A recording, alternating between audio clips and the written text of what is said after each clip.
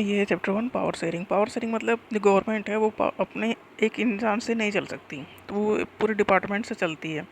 तो एक सिस्टम है, तो उन सिस्टम में उस डिपार्टमेंट में पावर का शेयरिंग है। पावर किसी एक के हाथ में नहीं है, सबके हाथ में है। जैसे मेनली है लेजिस्लेटर, एग्जीक्यूटिव एंड जुडिशरी के हाथ में।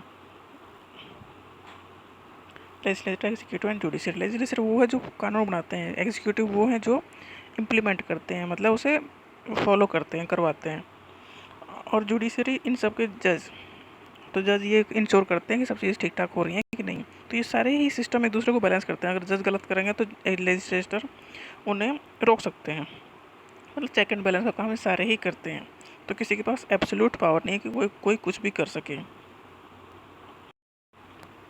पावर शेयरिंग का जो मेनली हम समझ सकते हैं कि पावर शेयरिंग क्या मतलब है, कैसे की जानी चाहिए और कैसे करते हैं। मतलब 2 एग्जाम्पल इसमें दिए गए हैं, एक है बेल्जियम, दूसरा है श्रीलंका। इन दोनों ने पावर शेयरिंग डिफरेंट वे में करी है, दोनों के रिजल्ट नज़र आए हैं। तो इनका 2 एग्जाम्पल लिए गए हैं, क्योंकि इसमें बेल्जियम ने बहुत अच्छे ढंग से पावर शेयरिंग करी तो वहाँ डेवलपमेंट होता गया। श्रीलंका ने अच्छे ढंग से पावर शेयरिंग नहीं कर पाया तो वहाँ सिविल वार हो गया। सिविल वार मतलब गृह युद्ध, आपस में भी वो लड़ पड़े। तो बेल्जियम क्या है? बेल्जियम एक छोटी सी कंट्री है यूरोप में, हरियाणा से भी छोटा है।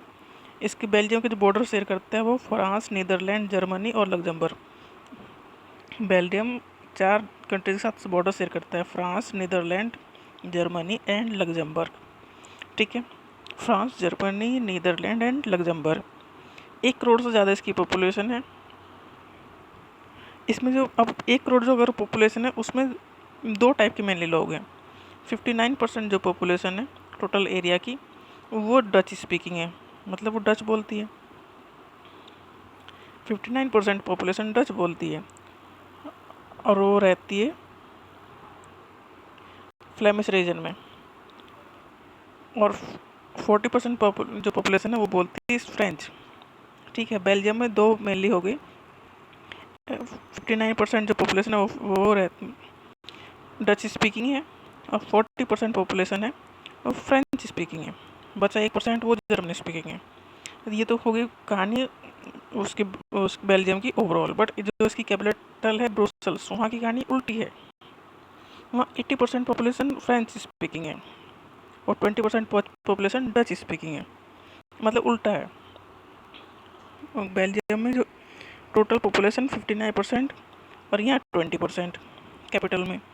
तो टोटल तो वो मेजोरिटी में है, बट कैपिटल में वो माइनॉरिटी में है। मेजोरिटी मतलब जो सबसे ज़्यादा नंबर जिसके हों, माइनॉरिटी मतलब कम नंबर हों। तो कैपिटल में तो ब्रुसेल्स में तो उसके फ्रेंच स्पीकिंग 80% है और डच स्पीकिंग 20% है, और वो वहाँ डच स्पीकिंग है 59%। बात समझ में आ रही है?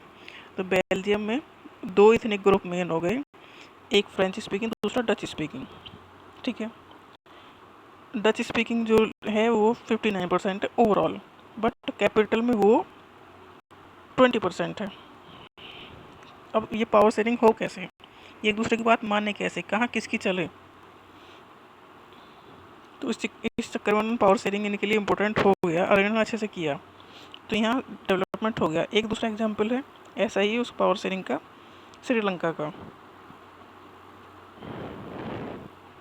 श्रीलंका इंडिया के नीचे है, तमिलनाडु के पास। इसमें पॉपुलेशन कम, इसकी लगभग 2 करोड़ के आसपास है।